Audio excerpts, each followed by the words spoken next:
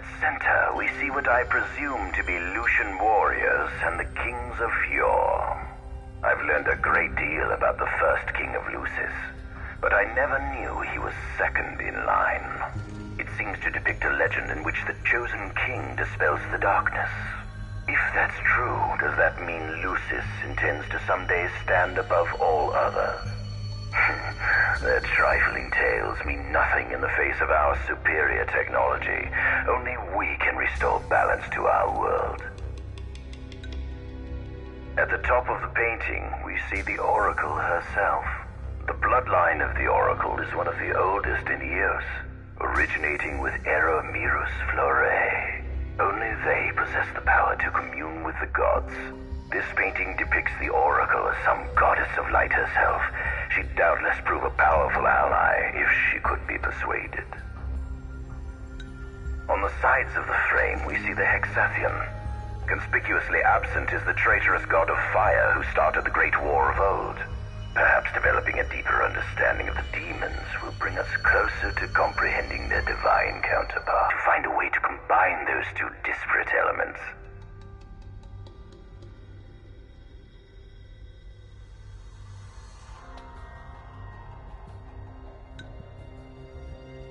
By my estimation, the grotesque creatures depicted here are likely demons. Could this mean these monsters will be harbingers of the apocalypse? If only we could find a way to harness their power for ourselves. The line of Lucis was chosen to eradicate evil from Eos. And with the divine on their side, how could they fail? This is our world? It has been estimated that Eos came into existence some 4.5 billion years ago.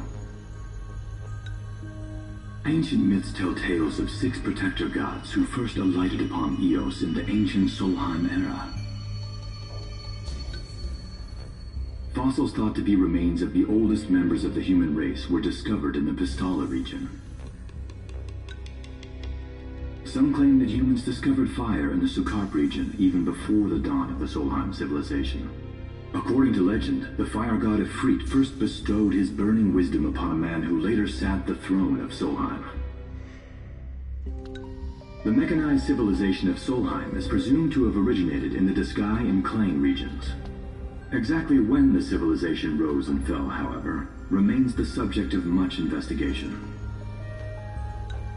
The enormous crevasse separating the regions of Klang and Disgai is known as Telpar Crag. It is here that the War of the Astrals is said to have taken place. When Ifrit tried to reduce mankind to ash, the other gods fought back, and some claim this clash caused the collapse of Solheim. It is said that Ifrit, having lost the War of the Astrals, was interred atop the Rock of Ravito.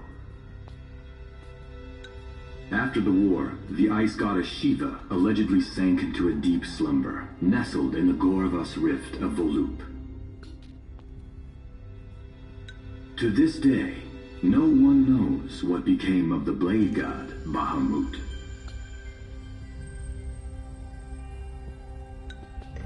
The earth god Titan can be seen supporting the meteor at the heart of the disk of Kothis in Disgai.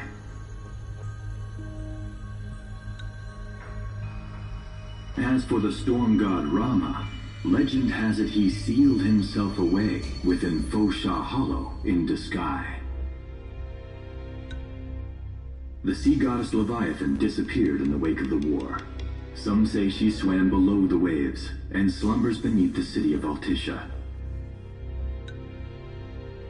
Some 2,000 years ago, the gods granted Somnus Lucis Caelum 2 gifts: the sacred stone and ring. With these in hand, he founded the kingdom of Lucis.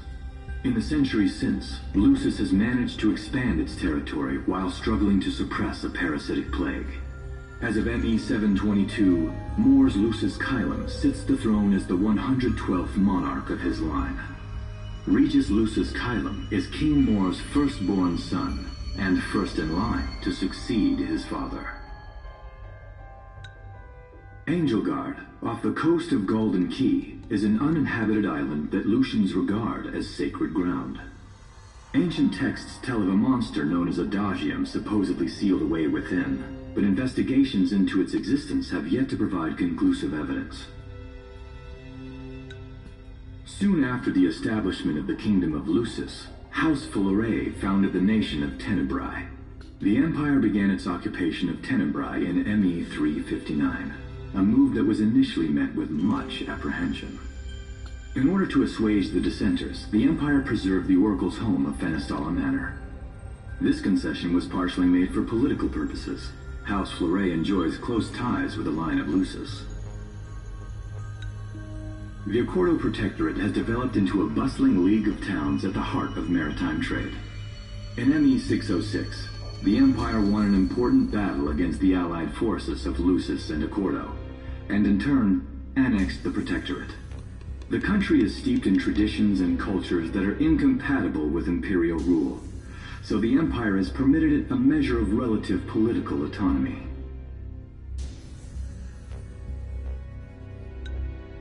Centuries after the founding of Lucis, a movement to revive the lost civilization of Solheim arose around the Weltham region. Leading the charge was House Aldercat, whose brave deeds brought about the rise of the Niflheim Empire.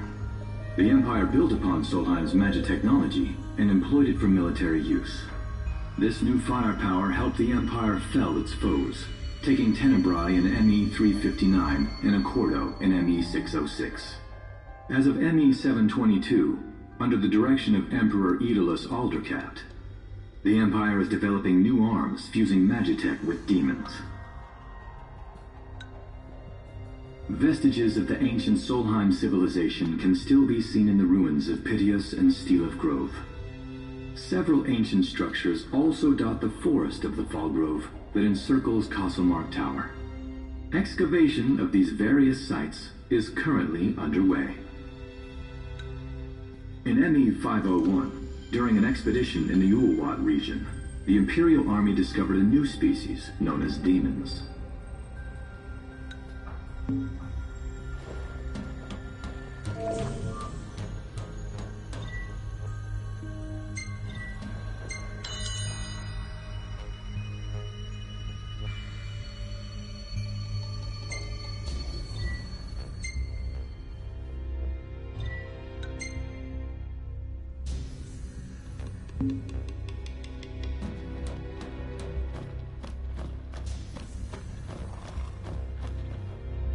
Demons were first officially recognized as a new species roughly 200 years ago.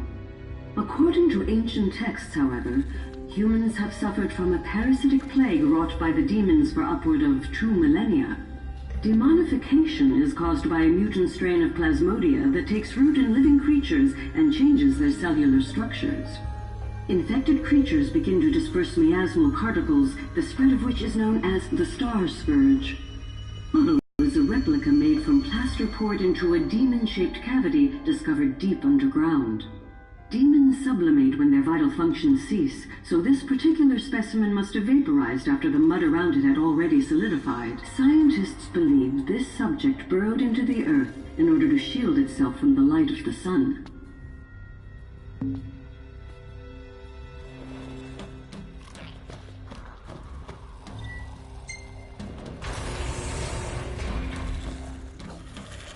Given the demon's aversion to light, they typically stick to the shadows until the sun fades and the night falls. Adagium, however, is different. Unlike his demon brethren, he can still function uninhibited in broad daylight. Of course, the ultraviolet rays harm him, much like they would any other demon. Yet his cells regenerate quickly enough to essentially negate the damage. It stings, like the light of the sun. Perhaps, I'd best cover up.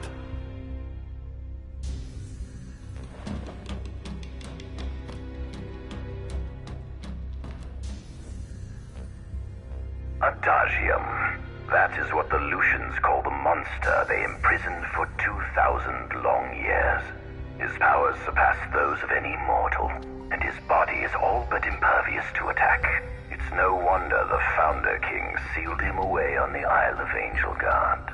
He undoubtedly feared this monster might challenge his reign. it seems fortune smiles upon me. Though the Lucians kept him locked away for 2,000 years, I've managed to secure Ardyn for myself. The raging winds and stormy seas may have cast all others away, but the waves parted for me that day and led the way. While I've yet to conduct any official research, the potential he proved in combat was most promising. I estimate his powers easily surpass anything mankind has ever seen. Perhaps this streak of luck has just begun. Fascinating, isn't it? I pored over the ancient texts and found scarcely a mention of you. I barely believed you existed till I saw you with my own eyes. With your help, my research is proceeding smoothly. You have my thanks.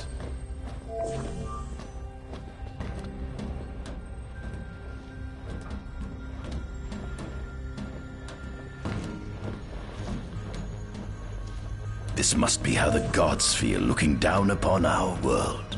Here we have a model of imperial territory. It includes our present lands as well as our future acquisitions. Feel free to have a look.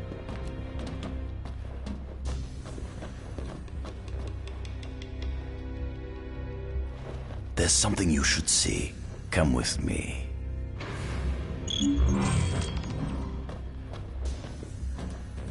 I found something most interesting on the Rock of Ravito. If my experiment on this specimen succeeds, it might provide the information you've been looking for. This way.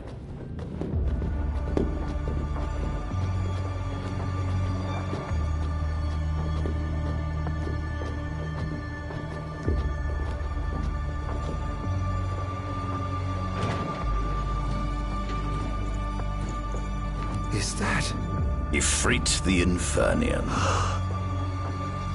You subjugated a god and brought him here? He was sound asleep, just like the legend said he'd be, so we put him on ice. Do you think you could turn him into a demon? If you managed to demonify a deity, you could learn truths no mere mortal could ever dream of knowing. You'll access 2,000 years of his memories, and if you can control him, he'll be a weapon of supreme power. It's certainly an enticing offer, isn't it? Just think you could exact sweet revenge through divine retribution. How do you know what I want? I don't, but I know you have no other options. Well, shall we?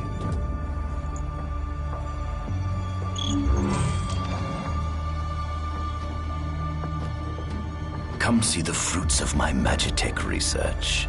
This way.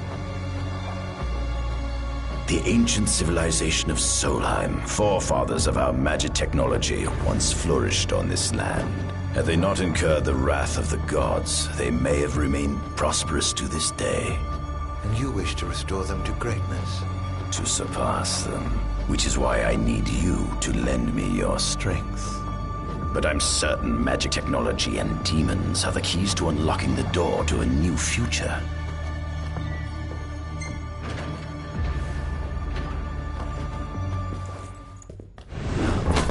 Lucians? But how? Gunme squad, Adagium. Communications until all clear. So, you've come to kill me, have you? Or die trying.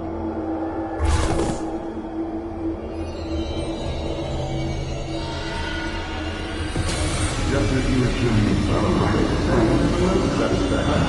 actions. So I may be gone, but it was on common.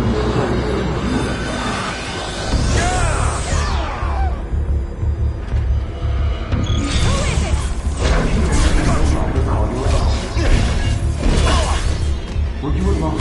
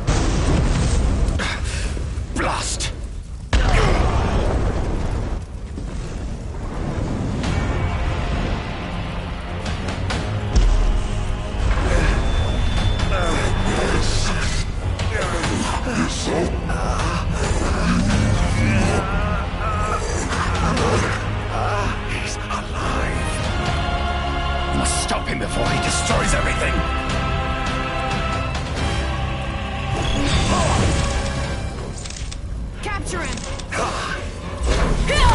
Take this! Here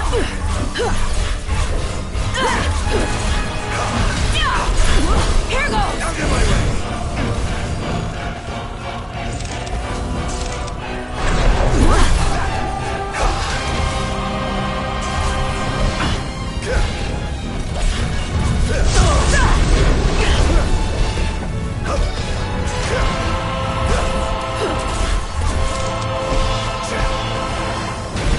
Damned monster.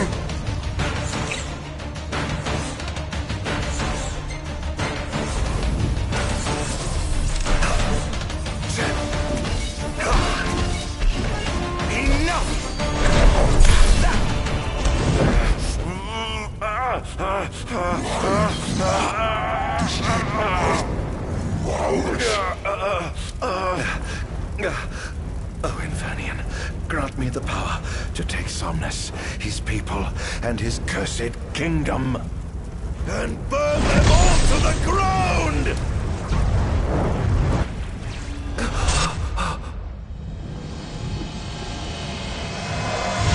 No!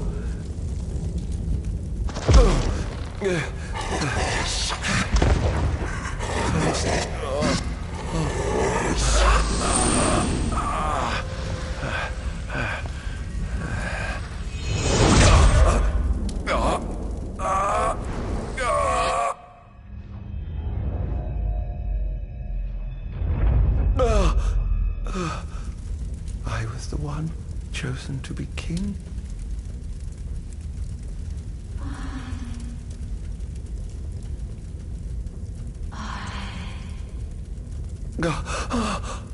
Ardyn.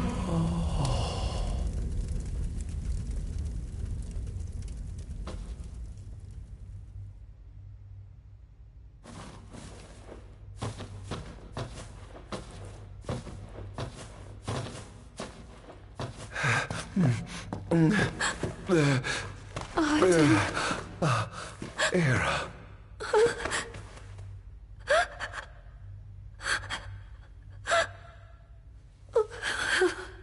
Forgive me. I defied the will of the gods and revealed to Somnus you had been chosen to be king. I never dreamt he would try to kill you. But he did. Somnus fooled everyone, so he could usurp the throne. Everything that happened, it's all his fault. No. Listen to me. It's my fault. I'm the one who ruined your future. This was divine retribution for my sins. You've no sins to atone for. Gods! Answer me! Why have you burdened us with this fate? Era! Oh no! Era! Please! In the names of the gods above, fulfill your calling, Ardyn, and punish me for my sins. Era! Kill me. That's right. Kill her. Put that monster out of its misery, just like I did.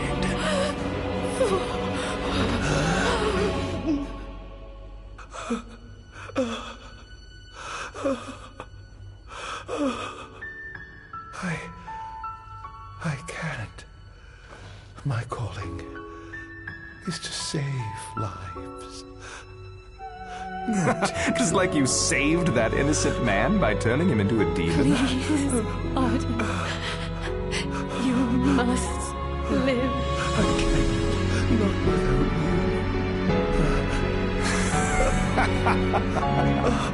Come. Why not give the lady what she wants?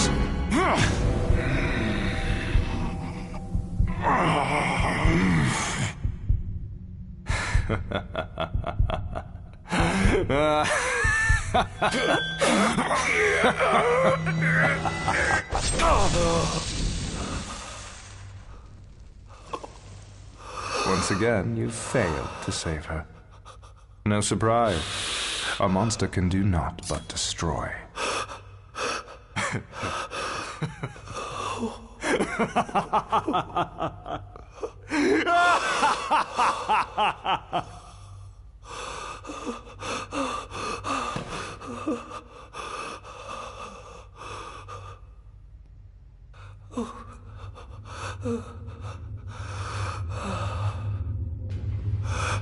I'll never forgive you, Somnus. This monster may not be able to destroy you, but I'll see to it that I destroy everything you built.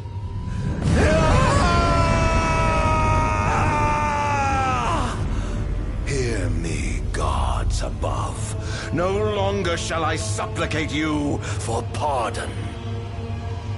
No longer shall I sojourn toward the light. Nay, the path I intend to tread is paved with blood and darkness.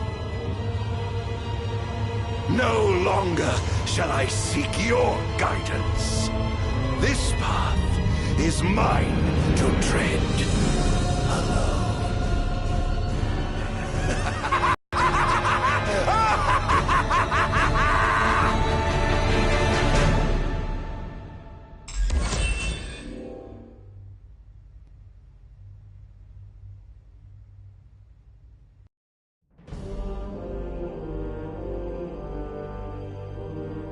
The Empire's demonic experiments bore fruit before long, precipitating the production of a Magitech infantry.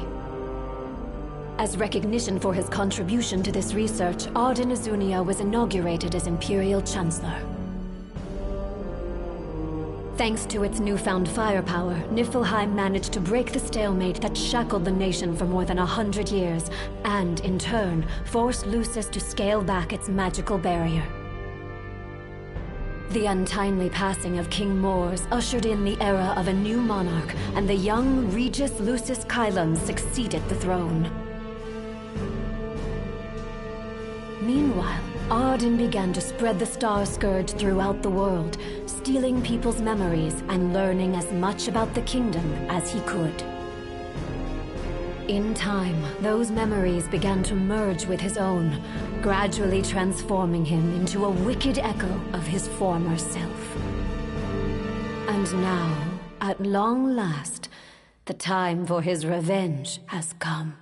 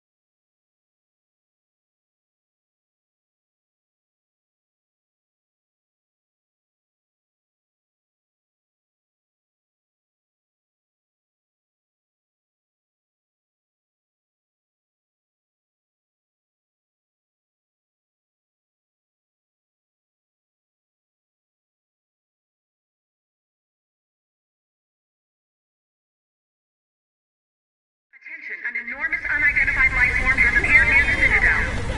The creature has begun spewing flames, turning the area surrounding the Citadel to a sea of fire. All citizens must evacuate Testing, immediately. 1, 2, 3. Is this thing on? Greetings, people of the Kingdom of Lucis. Do forgive me for interrupting the festivities, but I must tell you, this day of rapturous revelry shall be your last. Call it divine retribution. False kings and fraudulent nations are fated to perish. Demons of the past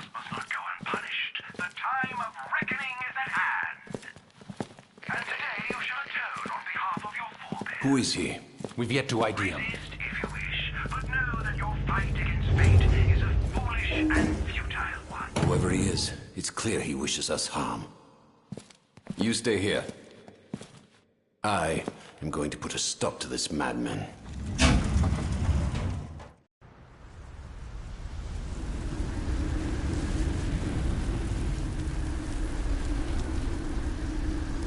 Well, time to set to work.